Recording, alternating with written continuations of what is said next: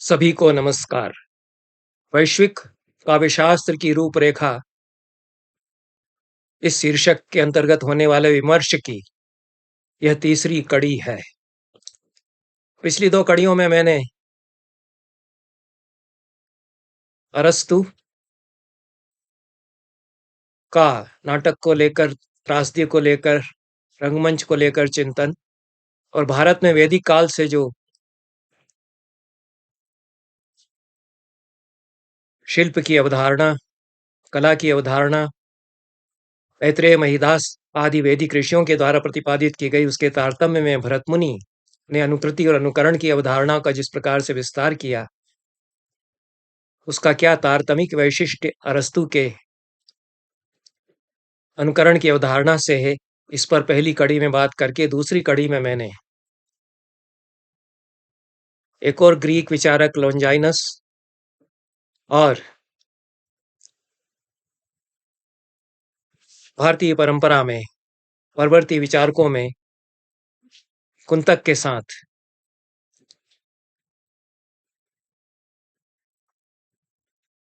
उनके उदात्त की अवधारणा का जो तारतमिक वैशिष्ट्य उभरता है, उस पर बात की। कोलेरिज पर भी मैंने दूसरी कड़ी में बात की और किस प्रकार से कोलेरिज और उनके व्याख्याकार ये भी पृष्ठले अभिनव गुप्त जो कह चुके हैं, प्रकारांतर से उसको कह रहे हैं, अपने परिप्रेक्ष्य में उसको कह रहे हैं।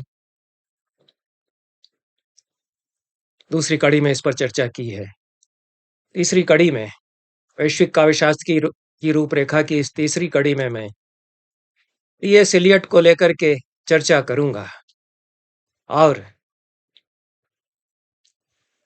भारतीय परंपरा के साथ, भारतीय काव्य चिंतन की परंपरा के साथ विशेष रूप से उनके संवाद और विसंवाद पर मैं बात करूंगा। संवाद भी होता है और विसंवाद भी होता है। दो बड़ी परंपराएं एक दूसरे के आमने सामने जब होती हैं, जाने अनजाने उनमें संवाद हो सकता है, परस्पर विसंवाद भी उनमें हो सकता है। टी.एस. इलियट यूरोप के एक श्रेष्ठ कवि और चिंतक हैं। हार्वर्ड विश्वविद्यालय में स्नातक स्तर पर संस्कृत और पाली विषयों का उन्होंने अध्ययन किया। ग्रेजुएट हैं हार्वर्ड यूनिवर्सिटी से। हार्वर्ड विश्वविद्यालय प्राच्य विद्या का बड़ा केंद्र रहा है अमेरिका में ही नहीं, विश्व के संस्कृत और प्राच्य विद्या के बड़े केंद्रों में से वह रहा है और बड़े बड़े दिग्गज संस्कृत विद्या के पुरोधा पश्चिम में वहां हुए। और विश्वविख्यात सीरीज है हार्वर्ड ओरिएंटल सीरीज, जिसमें अनेक दुर्लभ ग्रंथ प्रकाशित किए गए संस्कृत के। बड़ी सेवा भी की है वहां के जो समर्पित विद्वान हैं उन्होंने। टी.एस. इलियट के गुरु थे हार्वर्ड विश्वविद्यालय में संस्कृत के चार्ल्स रॉकवेल लेमान,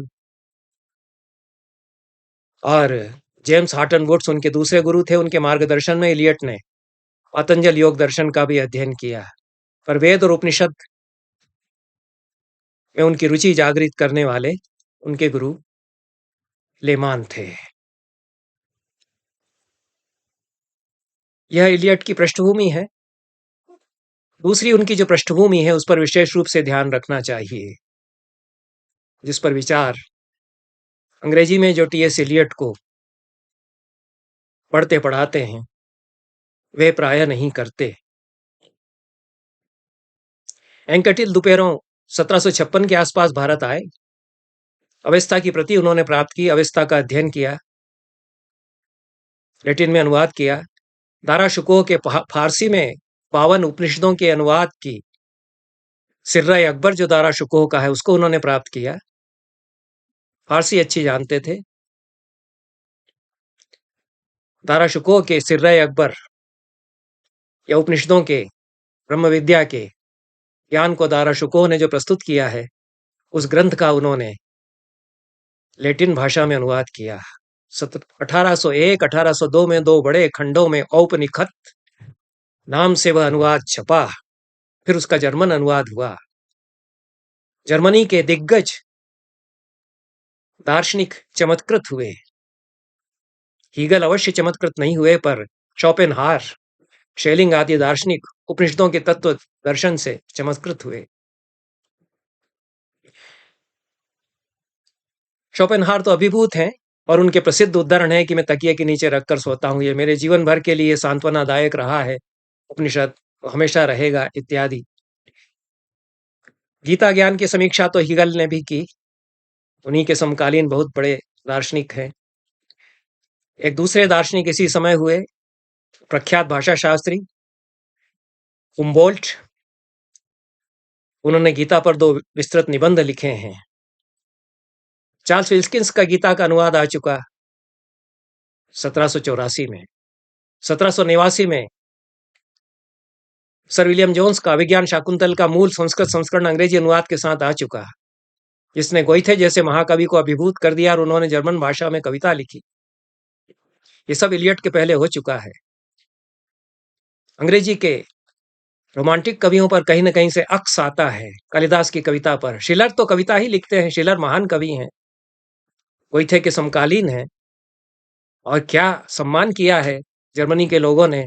वाइमार में हम जाते हैं, मैंने देखा कि कितनी विशाल प्रतिमाएं, हमारे यहाँ नेताओं की जैसी प्रतिमाएं बनाई जाती हैं कि आकाश को छू लें, उस तरह की विशाल प्रतिमाएं गोइथे और शिलर की वहां पर बनाई गई हैं। नेताओं की तो मुझे नहीं दिखी वहां इस तरह की प्रतिमाएं।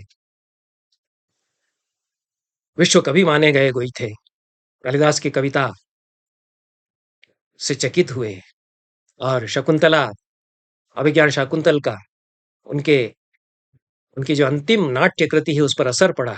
यह सब हो चुका था जब टी एस एलियट आए अंग्रेजी कविता के परिदृश्य पर। वो भी विश्व कवि हैं, अमेरिका से आए थे, अमेरिका छोड़कर इंग्लैंड आए।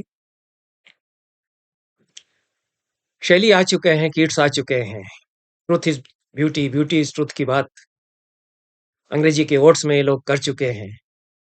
ये सब हो रहा है। टी.एस. एलियट इस समय आते हैं। कहीं न कहीं भारतीय अध्यात्म की अंग्रेजी के रोमांटिक कवियों में अनुगूंज आती है। और रामविलास शर्मा ने तो वैदिक अध्यात्म और शैली की कविता को लेकर बहुत ही बारीक सुंदर विवेचन किया है। वो तो अंग्रेजी के ही प्रोफेसर हैं, रामविलास शर्मा। शैली को उन्होंने खूब पढ़ा है और उपनिषदों को पढ़ा है।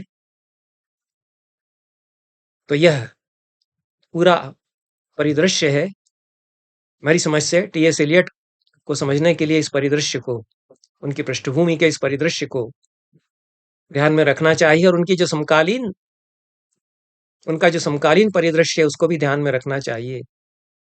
टी.एस. एलियट का समय जो है, या डब्ल्यू.बी. यीट्स जैसे श्रेष्ठ दार्शनिक कवि का भी समय है। एजरा पाउंड हैं जो, जिनको कि टी.एस. एलियट अपना गुरु तुल्य मानते थे। ये लोग भारतीय तत्व चिंतन के प्रति उन्मुख हैं, और एजरा पाउंड सराहना भी करते हैं टी.एस. एलियट की जब वो भारतीय तत्व विद्या की ओर मुड़ते हुए उनको देखते हैं।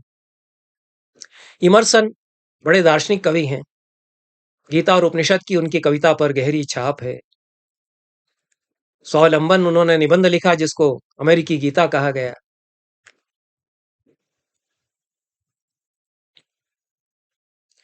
ब्रह्म पर कविता लिखते हैं इमर्सन। इस कविता में वे उपनिषदों के आत्मचिंतन को, पराविद्या को अभिव्यक्ति देते हैं। गीता के नैनम छिन्दन्ति शस्त्राणि इस श्लोक को रूपांतरित करते हैं।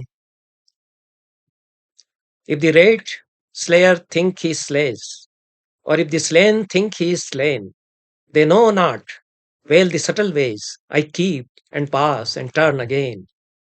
इमर्सन की ब्रह्म शीर्षक कविता का आरंभ इन पंक्तियों से होता है। सीधे सीधे रूपांतर है। या एनम वेत्ति हंतारम यश्चैनम मन्यते हतम, उभौ तौ न विजानीतो नायम हन्ति न हन्यते। गीता का वचन एक तरह से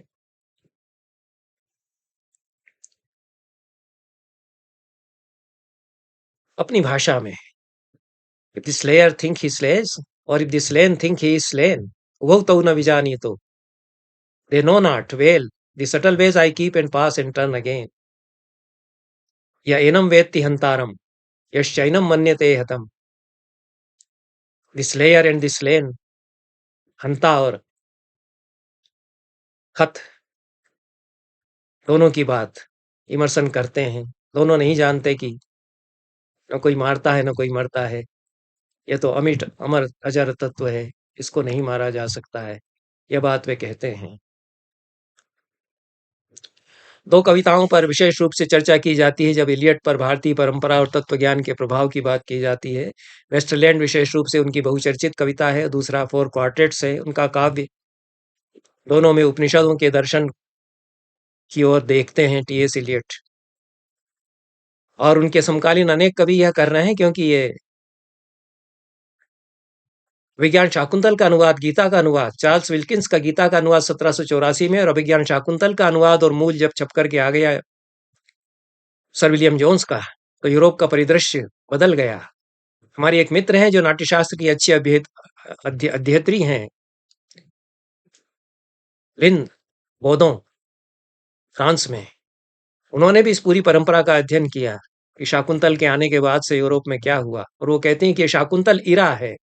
शाकुंतल का युग आरंभ हुआ फ्रांस में और जर्मनी में, कहती हैं। और कई उदाहरणों से वे बताती हैं कि किस प्रकार से शकुंतला का असर पड़ा फ्रेंच थिएटर पर। ये सब हो रहा था। उसके बाद इलियट आते हैं, यीट्स आते हैं, ऑडेन दूसरे कवि हैं, एमिली डिकिंसन है, सिल्विया प्लाथ हैं, ये सारे कवि हैं। एक कहीं न कहीं से इस भारतीय तत्व चिंतन की भावधारा और कालिदास की कविता की जो रोमानियत है और श्रृंगार है, उसमें जो अध्यात्म है, उसमें गोता लगाते हुए प्रकारांतर से जाने अनजाने ये लोग दिखते हैं। संस्कृत नहीं जानते, यह सही है। इलियट तो जानते हैं, संस्कृत के ये छात्र रहे हैं बीए तक, और हार्वर्ड जैसी यूनिवर्सिटी में पढ़े हुए हैं, लेकिन छिपा करके रखा उन्होंने कि हम संस्कृत के भी पंडित हैं। इलियट के सारे लेखन और चिंतन में प्राचीन भारतीय शास्त्र परंपरा का परोक्ष और प्रत्यक्ष बोध जो गुरुजनों से पाया होगा, और जो कुछ थोड़ा बहुत पढ़ा भी होगा, वह प्रच्छन्न रह जाता है, क्योंकि क्रिश्चियनिटी पूरी तरह से हावी है, और निष्ठावान मसीही धर्म के अनुयायी हैं। उसकी सारी जो सीमाएं हैं उनसे भी वे आबद्ध हैं। उनके सारे लेखन में यह है। वेस्टरलैंड जो उनकी विश्वविख्यात कविता है, वह थेम्स नदी के किनारे से आरंभ होती है, लेकिन उड़ान भरती है और कदाचित गंगा के किनारे पर जाकर के पर्यवसान उसका करना चाहते हैं टी.एस. इलियट। 5वें खंड में वेस्टरलैंड के बृहदारण्यक उपनिषद के एक वाक्य को रूपांतरित करने का प्रयास किया है, और दा दा दा ऐसी थंडर सुनाई दी, ऐसा वहां पर टी.एस. इलियट कहते हैं। बृहदारण्यक उपनिषद में प्रजापति घोषणा करते हैं, असुर और देवता उनसे पूछते हैं कि हम क्या करें, तो वे प्रकट होते हैं और कहते हैं, दाम्यत दत्त दयध्वम। असुर देवता और मानव तीनों को संदेश है उनका, दमन करो, दान दो, दया करो। ये तीनों के लिए अलग अलग संदेश है। मनुष्य चंचल है, उनके लिए इंद्रियों का दमन करो। देवताओं के लिए कदाचित है, इंद्रियों का दमन करो। मनुष्यों के लिए संदेश है कि दान करो, और राक्षसों के लिए संदेश है कि करुणा, दया। यह बृहदारण्यक उपनिषद में समस्त ब्रह्मांड के लिए एक संदेश गूंजता है, ऐसा वहां पर आता है। इलियट इसको उठाते हैं, और वेस्टलैंड में उसके सारे 4 खंडों में यूरोप का जो संत्रास विखंडित जीवन है, संत्रस्त और विखंडित जीवन है, विघटन है पश्चिम सभ्यता का, उसकी वे बात करते हैं। और उसी में दा दा दा की यह थंडर गर्जना गूंजती है, ऐसा वे कहते हैं। 5वां खंड में उसमें यह होता है। यह खंड वेस्टलैंड का सबसे जटिल और रहस्यमय खंड माना जाता है। इलियट कहते हैं कि अभी तक भी दा दा दा की मेघ गर्जना सुनी जा सकती है, और अंत में कविता का समापन कर देते हैं, शांति शांति, इस प्रकार के स्वस्ति वाचन से वे समापन कर देते हैं। यह इलियट के कवि के रूप में उन पर जो असर आया, और उनके चिंतक के रूप में भी बड़े चिंतक हैं, इसमें कोई संदेह नहीं। और यही लगभग समय है जबकि यूरोप में सस्यूर भाषा दर्शन अपना बना रहे हैं। वाक्यपदीयम उन्होंने खूब पढ़ रखा है, भर्तृहरि के भाषा दर्शन से अच्छी तरह परिचित हैं। उसके आधार पर लांग और परोल भाषा की दो कोटियों की चर्चा वे करते हैं। बड़े भाषा शास्त्री हैं, इसमें कोई संदेह नहीं। और ट्रांसफॉर्म जिस तरह से किया जाता है एक चिंतक के मंतव्यों को अपने अपने परिप्रेक्ष्य में, उसके वे अच्छे उदाहरण हैं और मौलिक विचारक हैं। टी.एस. इलियट ने जो मौलिकता का मानदंड स्थापित किया, मैं उसको स्वीकार करता हूँ। और उसी मानदंड पर हमारे सारे विश्व के महान कवि सिद्ध होते हैं, चाहे वे कालिदास हों, चाहे वे वाल्मीकि हों, चाहे वे तुलसीदास हों। उसको टी.एस. इलियट ने पश्चिम में पहली बार इस रूप में समझाया।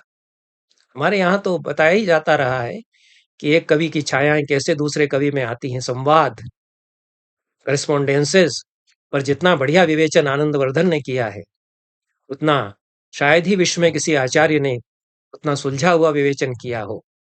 संवादास्तु भवन्त्येव बाहुल्येन सुमेधसाम् नैकरूपतया सर्वे ते मंतव्या विपश्चिता। दो बड़ी परंपराओं में, दो महान विचारकों में, दो कवियों में बहुलता से परस्पर संवाद होते हैं, समानताएं होती हैं। एक के विचार जैसे दूसरे में चले गए ऐसा लगता है, लेकिन एक रूप वास्तव में नहीं होते। बाद वाले ने पहले वाले से लिया ही हो ऐसा नहीं होता। ऐसा पढ़ने पर हमको लगता है और हम खूब गर्व से कई बार कहने लगते हैं कि देखो इन्होंने तो हमारा सब ले लिया। लेकिन ऐसा सर्वांश में सत्य नहीं होता, क्योंकि वो कितना रूपांतरित करता है जाने अनजाने जो आहटें पूर्ववर्ती काव्य चिंतन की परंपराओं की, कविताओं की उसकी कर्तृत्व में आती है, उनको किस तरह से रूपांतरित करता है, उसमें उसका कर्तृत्व सिद्ध होता है। टी.एस. इलियट स्वयं भी यह अपने काव्य चिंतन में कह रहे हैं और अपने कर्तृत्व में अपनी कविता में यह करके भी बता रहे हैं। एक चिंतक के रूप में वे स्वच्छंदतावाद या रोमांटिसिज्म का प्रतिरोध करते हुए परंपरा की ओर मुड़ते हैं। Tradition and the individual talent प्रख्यात निबंध है, जो उनका सिलेक्टेड ऐसे जो 1932 में फेवर एंड फेवर से किताब छपी थी, उसी को मैं उनके कुछ अन्य निबंधों के साथ पढ़ पाया और वो बहुत अच्छी पुस्तक है उनके निबंधों की। इस निबंध का आरंभ ही टी.एस. इलियट यूरोप के समाज की परंपरा को है समझने की प्रवृत्ति की कड़ी समीक्षा के साथ करते हैं। हम लोग समझते हैं कि परंपरावादी होना मौलिकता का हनन है, ऐसा वे वहां कहते हैं, और इसका विखंडन में करते हैं इस अवधारणा का अपने उस निबंध में। साहित्य में मौलिकता और अनुकरण के प्रश्न पर विचार करते हुए वे कहते हैं कि हमारे यहाँ किसी कवि को मौलिक तब माना जाता है जब उसकी रचना में पूर्ववर्ती साहित्य का अनुकरण और प्रभाव शून्य हो, तब हम उसको सबसे मौलिक कवि मान लेते हैं, जबकि ऐसा गलत है ऐसा मानना है। टी.एस. इलियट कहते हैं साहित्य के विमर्श में यह पूरी तरह भ्रांत अवधारणा है। वे कहते हैं कि हमारे समय का कोई भी रचनाकार अपने कृतित्व में सबसे मौलिक वहां हो सकता है जहां उसके पहले के अनेक कवियों के स्वर उसकी रचना में गूंज रहे होते हैं। If you approach the poet without this prejudice, we shall often find that not only the best, but the most individual parts of his work may be those in which the dead poets, his ancestors, assert their immortality most vigorously. वो अमर कवि हैं, वो बार बार उठ करके उसकी रचना में गूंजने लगते हैं, और कितने गुंजन वो कितनी गूंज उनको अपनी रचना में देता है, इससे उसकी मौलिकता प्रमाणित होती। जैसा तुलसीदास कहते हैं कि कितने पुराण, कितने आगम, कितने कवि वेद गूंज उठे भास्वर रूप में उनके रामचरितमानस में, इसलिए वे मौलिक कवि हैं। इसलिए नहीं कि कुछ नई चीज एकदम अपने ढंग से परोस देते हैं, जैसा कि आज के कवि बहुत मौलिक लिखने की कोशिश किया करते हैं। और इलियट कहते हैं कि ये किशोरावस्था में लिखी हुई कविताओं में जो अनुकरण लोग करते हैं उससे मेरा आशय नहीं है। सबसे प्रौढ़ अवस्था में जब परिपक्व प्रज्ञा हो जाती है किसी कवि की, तब उसमें गूंजें आती हैं, तब उसकी मौलिकता अपनी छटा बिखराती है। And I do not mean the impressionable period of adolescence, but the period of full maturity. Eliot जो है परंपरा को ऐसी विरासत नहीं मानते हैं सिर्फ, जो कि पिता कोई संपत्ति दे गया है तो उत्तराधिकार हमको मिल गया और हम मौज करें। परंपरा वो वस्तु नहीं है, ये तो अर्जित की जाती है, संघर्ष से अर्जित की जाती है। ये संघर्ष तो ये इलियट के कर्तृत्व में भी है। परंपरा को समझने वाले एक अच्छे कवि के इतिहास बोध में अतीत की सांप्रतिकता की समझ रहती है। वे कहते हैं अतीत को अपने समय में सांप्रतिक बनाता है कोई भी हमारे समय का रचनाकार। उसके लिए वे कहते हैं कि होमर से लगाकर उसके अपने समय तक का साहित्य उसके समकाल में अस्तित्व रखता है। इस तरह उस इतिहास बोध में कालातीत और कालबद्ध सांप्रतिकता के साथ संपुंजित हो जाते हैं। सांप्रतिकता परंपरा को नवीन बनाती जाती है। इलियट यहां तक कहते हैं कि कोई भी कवि अपने आप में स्वतः अर्थवत्ता नहीं रखता। उसकी अर्थवत्ता तथा समाशंसा उसके पूर्ववर्ती दिवंगत कवियों के साथ उसके संबंध तथा उस संबंध में उनकी अर्थवत्ता को उजागर करने से उसकी अर्थवत्ता प्रकट होती है। मैं फिर थोड़ा सा मूल एक बार पढ़ करके उसकी तरफ जाऊंगा। टीएस इलियट जो कह रहे हैं, इलियट कहते हैं कि no poet, no artist of any art has his has his complete meaning alone.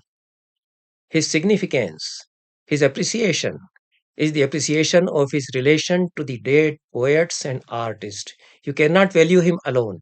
You must set him for contrast and comparison amongst the dead. अपने आप में कोई कवि परिपूर्ण नहीं होता। अपने आप में उसकी कविता की कोई संपूर्णता नहीं होती। पुराने जो गुजर गए हुए कवि हैं उनके साथ उसके क्या ताल्लुक हैं, उस क्या संबंध हैं, उसके साथ तारतमिक विवेचन में ही, कंट्रास्ट और कंपैरिजन में ही उसकी कविता की अर्थवत्ता समझी जा सकती है। वो ये कहते हैं कि यही साहित्य समीक्षा का मानदंड है। I mean this is the principle of aesthetic, not merely historical criticism. The necessity that she shall conform that he shall cohere is not one-sided. What happened when a new work of art is created is something that happens simultaneously to all work of art which preceded it. जो हमारे समय का कवि है वह पूरे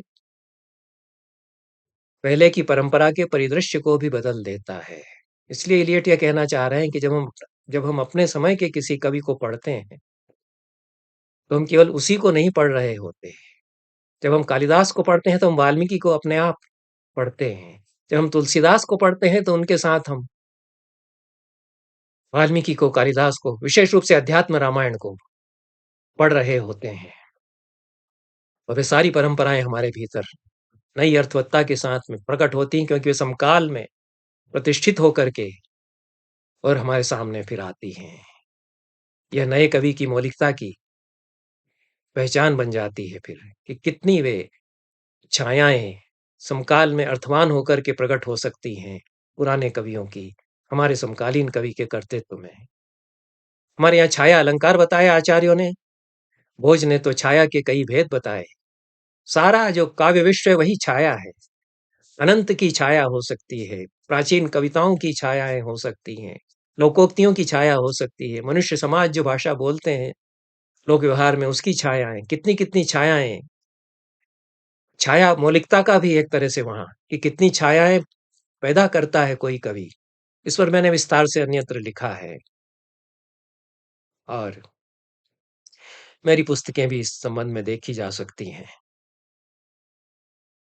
तो यह जो इलियट ने कविता में मौलिकता और अनुकरण को लेकर के बातें कही हैं, उनमें वे कहीं न कहीं से आनंदवर्धन और भोज जो कह रहे हैं, उसको अनजाने में अनुगुंजित कर रहे हैं। वन्यालोक हो सकता है कि ना पढ़ा हो उन्होंने। दूसरा जो इलियट का काव्य सिद्धांत है वह इम्पर्सनलाइजेशन का है। वो ये मानते हैं कि कविता निजी संकुचित व्यक्तित्व की अभिव्यक्ति नहीं है। इलियट इस बात को इस तरह कहते हैं कि कविता व्यक्ति की अभिव्यक्ति नहीं, व्यक्तित्व से पलायन है। ऐसा लगता है कि रस सिद्धांत उनकी चेतना में कहीं न कहीं है। उसकी मूल उत्पत्तियों को अपनी भाषा में यूरोप के परिप्रेक्ष्य में प्रस्तुत करने का प्रयास वो कर रहे हैं। वो कहते हैं कि व्यक्तित्व से कहीं और जाना है। ये तो प्रमुष्ट प्रमातृत्व की जो बात, प्रमुष्ट प्रमातृत्ववशात् समुन्मिषित वेद्यांतर्क संपर्क शून्येन अपरिमित भावेन, ऐसा जो अभिनव गुप्त के मत को समझाते हुए मम्मट कहते हैं कि जो संकीर्ण परिधियां हैं व्यक्तित्व की, ये टूट जाती हैं और इनसे निकल करके वह अपरिमित भाव में समा जाता है। प्रमाता का निस्सीम होना, इसको अभिनव गुप्त कह रहे हैं रस सिद्धांत में, बहुत विस्तार से बता रहे हैं, उनके व्याख्याकार बता रहे हैं। इसको दूसरी तरह से एलियट कहना चाहते हैं, कह रहे हैं कि साहित्य रचना आत्माभिव्यक्ति नहीं है, आत्म का विसर्जन है। अपने निजी व्यक्तित्व का विलोप करके ही रचनाकार, कलाकार के रूप में कोई भी सर्जक अपने अस्तित्व की रक्षा कर सकता है। इसको वह डीपर्सनलाइजेशन कहते हैं। तो व्यक्तित्व से पलायन है, ये वाक्य उनका उद्धृत होता है, परंतु पलायनवाद के अर्थ में पलायन की बात वो नहीं कर रहे हैं। वो व्यक्तित्व से पलायन उसी अर्थ में कर रहे हैं कि संकुचित व्यक्तित्व की सीमाओं को तोड़ करके और विराट से जुड़ता है। लेकिन इस भाषा में नहीं कह रहे हैं, इस भाषा में नहीं कह पा रहे हैं, क्योंकि वो वहाँ ये अवधारणाएँ नहीं आ पा रही हैं, जिस धर्म और दर्शन के वे अनुयायी हैं वहाँ। इसलिए वहाँ बाइफरकेशन, वहाँ एक तरह का विभाजन, पार्थक्य हो जाता है। एक सर्जक का व्यक्तित्व है और एक भोक्ता का व्यक्तित्व है। इन दोनों में विभेदक रेखाएँ खींच देते हैं टी.एस. एलियट। हमारे यहाँ इस प्रकार की विभेदक रेखाएँ नहीं बनती, भोक्ता और सर्जक के बीच में, संकुचित व्यक्तित्व और असीम व्यक्तित्व के बीच में। वही असीम हो जाता है, जो शांत है वही अनंत हो जाता है, जो ससीम है वही असीम हो जाता है, क्योंकि उसकी जो प्रमाता की व्यक्तित्व की जो माया के कंचुक हैं, वे निकल जाते हैं, तो स्वयं ही अनंत हो जाता है, अनंत से संवलित हो जाता है। यहाँ पर कंपार्टमेंटलाइजेशन या दीवारें दिखाई पड़ती हैं। यूरोप के चिंतन के की परंपरा में जो चिंतन टी.एस. एलियट का आता है, लेकिन आत्मविसर्जन की बात वो करते हैं। इसी निबंध में वे कहते हैं, what happens is a continual surrender of himself as he is at the moment to something which is more valuable. इसलिए वो विसर्जित तो समर्पित करता है जो ज्यादा मूल्यवान सत्ता है उसके प्रति। ये इस भाषा में कहा गया है। The progress of an artist is a continual self-sacrifice, a continual extinction of personality. अपने व्यक्तित्व को विलोपित करना, यह इस तरह से वे कहते हैं। लेकिन बात कुल मिलाकर के वही होती है। यह परकाय प्रवेश भरतमुनि कहते हैं उसको। अपने एक व्यक्तित्व को छोड़ करके दूसरे की काया में वही प्रवेश करता है, तो अनंत हो जाता है। अभिनेता के सात्विक अभिनय को बताते हुए भरतमुनि कहते हैं। आनंदवर्धन कहते हैं कि निषाद के द्वारा बाण के द्वारा घायल किए गए पक्षी को देखकर मुनि को जो शोक हुआ, वह उनका निजी शोक नहीं है। न तो मुने शोक इति मंतव्यम तद दुखेन सोपि दुखितः स्यात्। आनंदवर्धन रोंचत द्वंद्व वियोगोत्थः श्लोकः श्लोकत्वमागतः काव्यस्य आत्मा स एवार्थस्तथा चादि कवेः पुरा। यह जो कारिका है दुनियालोक में, 5वीं कारिका, इसकी वृत्ति में और अभिनव गुप्त लोचन में उनकी व्याख्या में जिस प्रकार से पूरी इस काव्य रचना प्रक्रिया की, जो वाल्मीकि की रचना प्रक्रिया है, उसकी व्याख्या करते हैं, तो बहुत विस्तार से अभिनव गुप्त इसकी व्याख्या यहाँ करते हैं। तो यही कहते हैं कि यह किसी एक व्यक्ति का निजी शोक नहीं है, और निजी शोक होता तो दुखी होते रहते स्वयं, कविता नहीं लिखते। कविता यदि लिखने लग जाते हैं तो निजी शोक से परे चले जाते हैं। तब रचना करने वाला मानस दुखी होने वाले मानस से परे है। आनंदवर्धन इस स्थल पर और उनके व्याख्याकार अभिनव गुप्त यही बता रहे हैं कि रचना करते हुए व्यक्तिगत शोक से बाहर निकलकर रचनाकार का मानस सार्वभौम हो जाता है, इलियट इसी बात को पकड़ने का प्रयास करते हैं, पर पूरी तरह पकड़ नहीं पाते। वे व्यक्तित्व से पलायन और एक्सटिंक्शन की बात करने लगते हैं।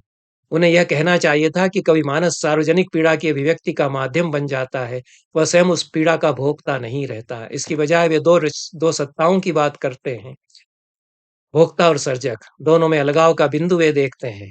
दूसरी ओर भरत, उनके व्याख्याकार अभिनवगुप्त आदि, दोनों में अलगाव नहीं, एक ही सत्ता का असीम होना, एक ही सत्ता का रूपांतरण मानते हैं। इसलिए इसमें मुक्ति का अनुभव होता है। हम असीम से जुड़ते हैं तो मुक्त होते हैं, उतने अर्थ में। इस मुक्ति तक नहीं टीएस एलियट पहुंच पाते। छटपटाहट उनके काव्य में रह जाती है और गूंज रह जाती है। कविता में दा दा दा की गूंज रहती है, तो शांति शांति की पुकार रह जाती है। इधर व्यक्तित्व से पलायन और व्यक्तित्व के एक्सटेंशन या उसकी आग को बुझा देने की या लोपित कर देने की बात, वहां तक बात जाकर के समाप्त हो जाती है। सेपरेशन की बात आ जाती है।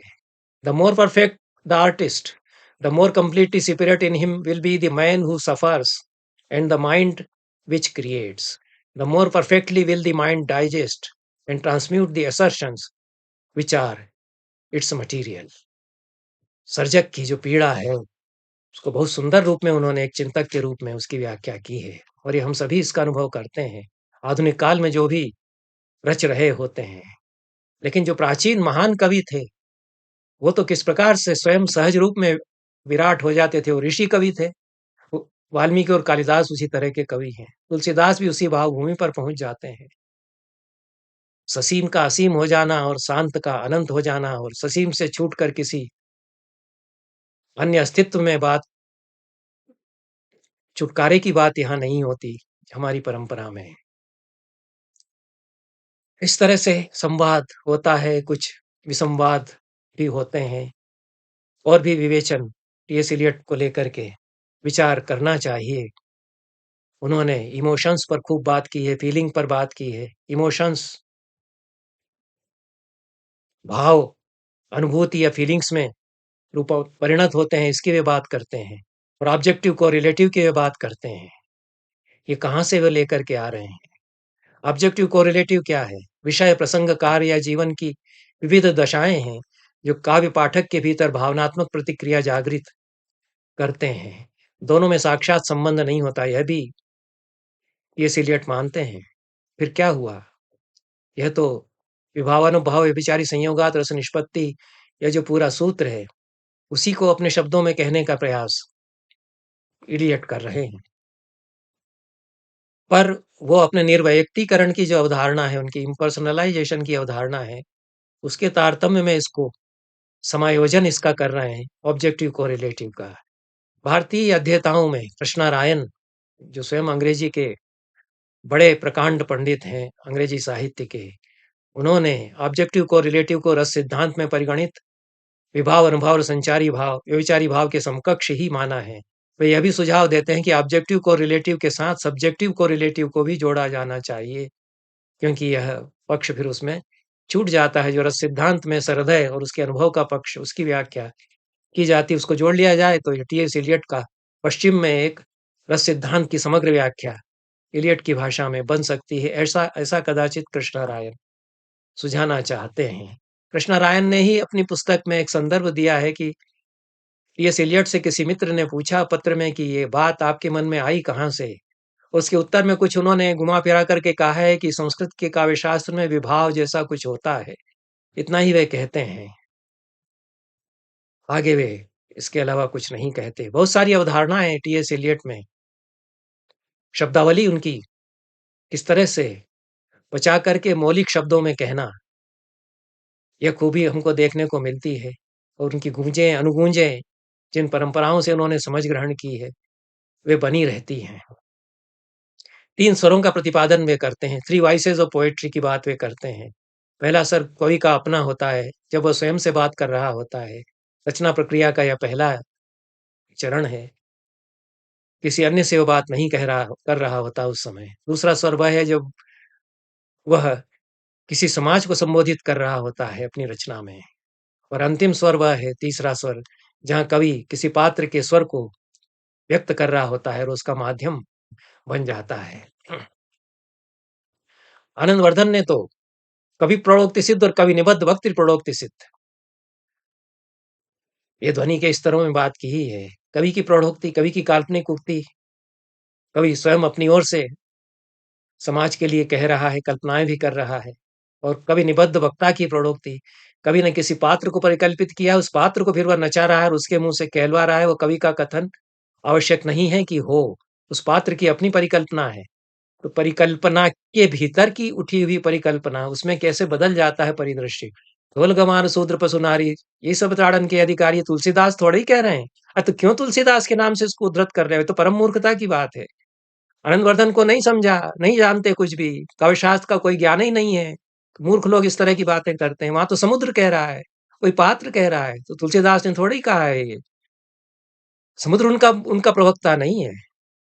जो बात समुद्र कह रहा है रामचंद्र जी से, तुलसीदास वो मान रहे हो ऐसा तो हो ही नहीं सकता है। क्यों होगा? उसकी तो मूर्खता वो बता रहे हैं।